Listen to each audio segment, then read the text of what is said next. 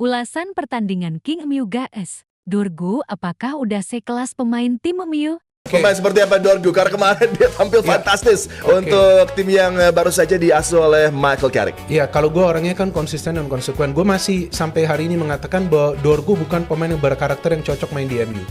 Kebetulan kemarin itu dia main bagus, dia mengikuti taktik dari pelatihnya, dan dia main di posisi yang ideal, yaitu di wingback ya. Sebelumnya dia juga pernah bermain di wingback, tapi gak main seperti ini dia. Yep. Dia pernah bermain di fullback juga sering out of position, dan Bruno juga kita tahu sering dikritik karena kesulitan dia untuk bisa tune in dengan permainan, tapi bagus juga kemarin dia main. Jadi semua pemain MU itu di pertandingan Manchester Derby ini mainnya lagi bagus.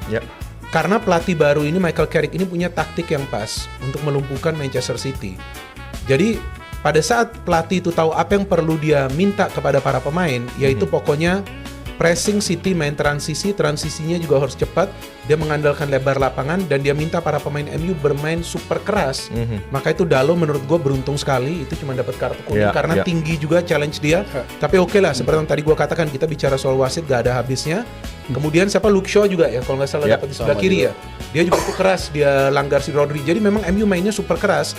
Dan MU sebetulnya mainnya tuh defensif. Karena kenapa? Kalau lu lihat, setiap kali City menyerang, selalu pemain MU itu unggul dari segi jumlah pemain. Dan City itu gak bisa main counter.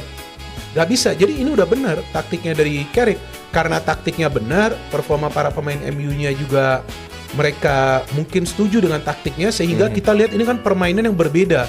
Semangatnya ini udah semangat tempur dari para pemain MU. Mulai dari menit pertama ini beda banget. Jadi gue juga gak ngerti apakah sebelumnya mereka punya some kind of problem dengan Amorim, kan nggak tahu juga kita.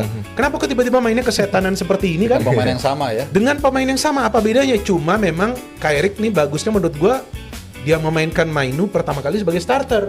Kayaknya imbang banget tuh bagi Casemiro, bantu banget ke Casemiro. Jadi ini faktor pelatih. Tapi kalau gue ditanyakan Dorgu, ya memang Dorgu ini kalau menurut gua belum pas, tapi usianya kan masih muda.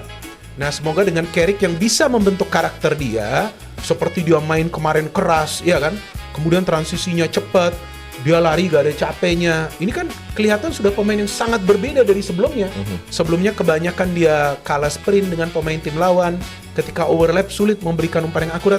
Dan yang gilanya kan dia bisa cetak gol. Ini bukan soal dia memberikan assist, dia cetak gol.